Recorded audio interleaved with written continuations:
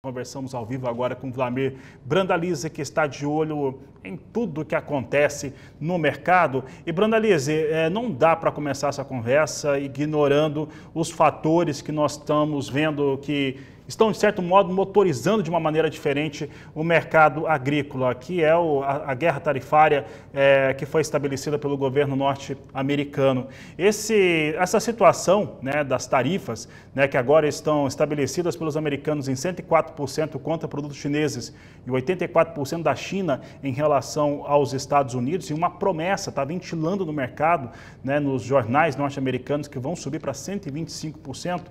Como é que isso tem afetado mercado agrícola, já que mercado financeiro é muito afetado, já se fala numa mudança de taxa de juros nos Estados Unidos em ritmo diferente, o que já faz também o dólar disparar. Brandalize, boa tarde, seja bem-vindo.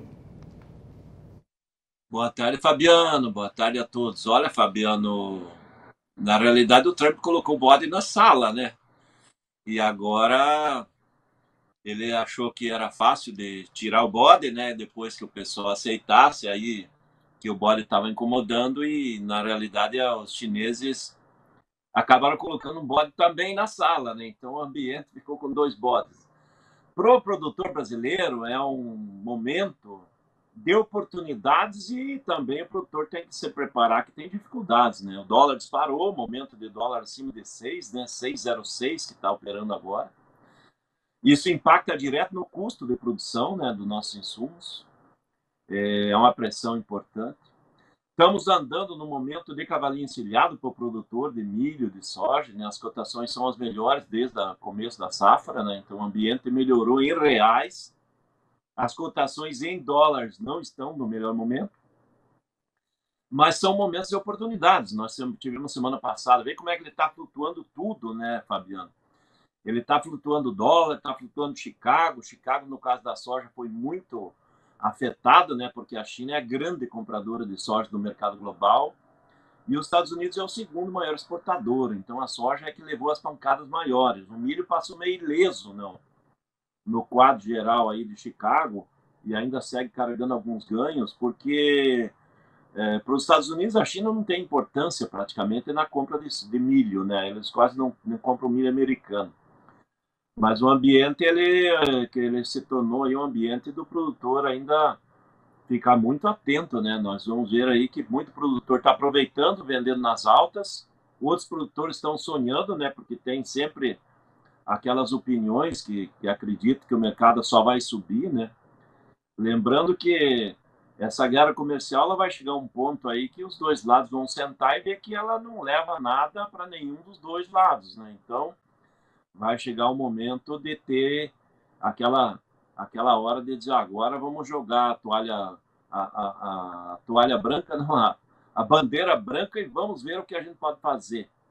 E nesse horário aí, talvez para o produtor tem que estar preparado, porque a hora que sair um acordo, certamente vai ter um acordo em que os Estados Unidos vão impor a China para a China comprar grandes volumes de soja americana, né? Então, é isso que eu acredito que vai acontecer à frente. No momento, a China está comprando fortemente aqui no Brasil, vai continuar nos próximos dias, mas a guerra comercial ela está impactando no quadro geral, né? Isso vai afetar a questão de juros, que nem você comentou, nos Estados Unidos.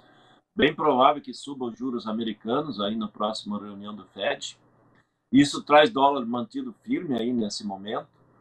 E obriga o produtor a ficar atento, né? E como a gente sempre tem comentado, né, Fabiano, o produtor tem que aproveitar aqueles momentos do cavalinho encilhado e fazendo médias no ano, médias sempre acima de custo de produção, que está nesse momento dando essa oportunidade para o produtor não esperar, acertar nem um momento o olho da mosca, também não deixar para correr o risco de nem ver que tem mosca no meio do caminho, né? Então, é esse o quadro, mas que vai deixar ainda mais alguns dias nervosos o mercado global, vai, né? Porque a gente já vê aí que algumas nações estão indo para as negociações e os Estados Unidos quer isso mesmo.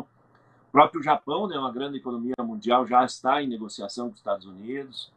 Então, e eles não querem que todo mundo vá negociar ao mesmo tempo, né? Então, enquanto isso, vai fazendo um joguinho forte com a China. A China faz o jogo forte com os Estados Unidos, mas a China também depende, né? Porque os Estados Unidos é o maior importador de produtos da China. Ou seja, os dois lados se dependem e automaticamente nós estamos passando em paralelo a isso. No setor do agro nosso, nós estamos levando vantagem, né? Nós vamos levar vantagem esse ano. Mas para o produtor continuar ainda tendo oportunidades, ele não pode perder os momentos, né? Nós vamos ter muitos momentos interessantes aí pela frente, como também pode ter momentos bastante difíceis, com cotações talvez mais fracas em algum momento, custos mais altos e relação de troca para o produtor desfavorável. Isso tudo vai acontecer nesse ano. Esse é um ano turbulento, Fabiano. Brandalize, um dos fatores que a gente tem acompanhado também, e tem a ver com essa guerra comercial, China. Né? Nós temos até esse momento que mostra um cenário que é propício para o Brasil vender mais soja. O Brasil pode vender mais carne bovina não só para a China, mas para vários países, continuar vendendo para os Estados Unidos, porque o Brasil vende muito acima da cota americana, né, que 65 mil toneladas, isso venceu na quarta semana de janeiro. Né, e isso tem acontecido nos últimos anos, tem se elevado essa exportação. Mas a grande questão, e você falou agora, a respeito dos Estados Unidos serem o principal mercado para os produtos chineses. E a economia brasileira é muito dependente da China. A China não vendendo diretamente para os Estados Unidos, não conseguindo ter o volume de vendas, isso não, de certo modo, vai afetar a economia chinesa e com isso também, de certo modo, respingar nos negócios com o Brasil, que aí sim, né, a China é muito importante para nós do ponto de vista econômico? Olha, se a gente fosse olhar a China friamente, sem olhar a China mais profundamente, seria 5.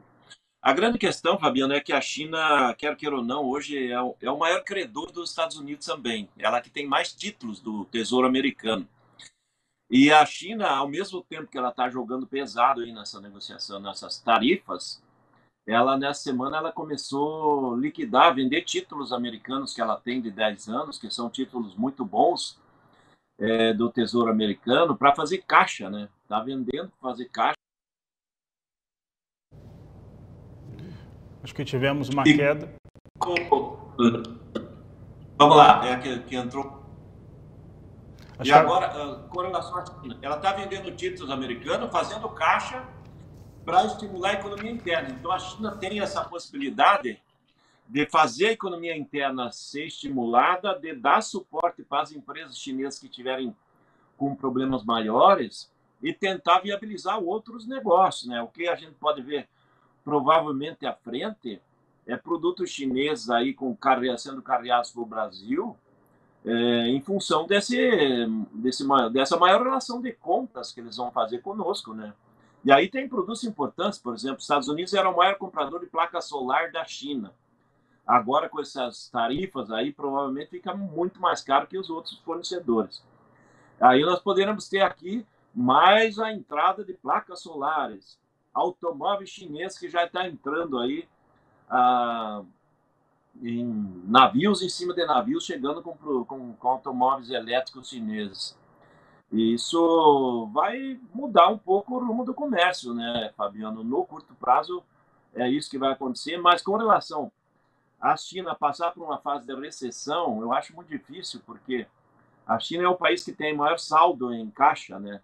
Só em títulos públicos americanos, a China tem mais de 14 trilhões de dólares. Então, isso dá fôlego financeiro para a China conseguir passar, né, por esse momento de turbulência, vamos dizer assim. E também que eles vão continuar vendendo títulos americanos aí para fazer caixa, justamente para tentar desacelerar o dólar aí perante as outras moedas, porque se o dólar ficar muito caro, os produtos chineses acabam ficando caros para os demais países importadores. Então, a China também, provavelmente, além dessas tarifas aí que ela está julgando nos Estados Unidos, ela vai tentar forçar a vendas de mais volumes de títulos americanos para tentar que o dólar não cresça tanto como está crescendo, né? Então, vai ter um apelo na parte do financeiro, né? No caso aí, para ter caixa própria e também para dar uma acomodada no dólar, né? Porque eles são os maiores credores americanos ao mesmo tempo que são os maiores fornecedores de produtos para o mundo hoje, né?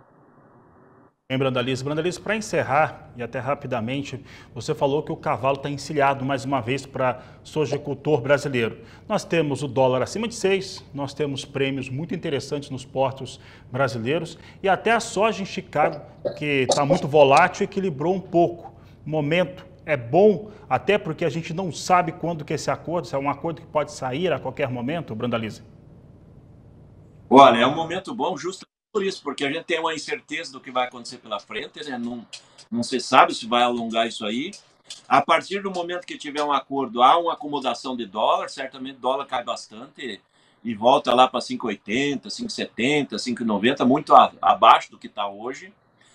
Além de que, se a China fizer acordo com os Estados Unidos para puxar mais soja americana, nós vamos ver uma queda dos prêmios brasileiros. Então, veja, produtor, pode ter dólar mais baixo, prêmio mais baixo. Diz assim, mas Chicago vai subir. Mas se Chicago subir 50 pontos, o prêmio sobe, perde 40 ou 50, já anula a alta de Chicago. E se o dólar cair cerca de 5 a 8, 10%, piorou a situação do produtor. Por isso que, nesse momento, os portos aí chegaram hoje tem muito negócio na posição julho a 145, 145,50 nos portos. Então, posição dentro do melhor momento do ano, né? Então, o produtor tem que vender naquele momento que a soja está bem valorizada. Nesse momento está bem valorizada. É a mesma coisa o milho, o pessoal de safrinha, do milho lá no segundo semestre. Nós chegamos a bater hoje o milho no Porto para dezembro a R$80. É a melhor posição que teve desde que começou a lançar cotações aí para a safrinha que está andando no campo. Então, é por isso que a gente diz, estamos numa semana de cavalinho encilhado, produtor que trabalha sempre com médias e não gosta de correr risco, está naquela semana interessante. E amanhã tem relatório do USDA de oferta e demanda, né? Então vamos ver o que o USDA traz, se ele trouxer alguma novidade, ele pode ser uma novidade até que não seja positiva, né? Se ele pegar e enxugar ainda mais a importação chinesa de soja. Por exemplo, derrubar a importação de soja chinesa e com isso aumentar estoques mundiais e americanos. Isso é negativo para Chicago, né? Então, tudo isso a gente vê amanhã. Vamos ver se vai seguir numa estabilidade do USDA sem novidades, ou o USDA já começar a cortar alguma coisa, já pensando nessa guerra comercial que já começou, na realidade, faz um mês e meio já praticamente, né, que está começando essas tarifas, né?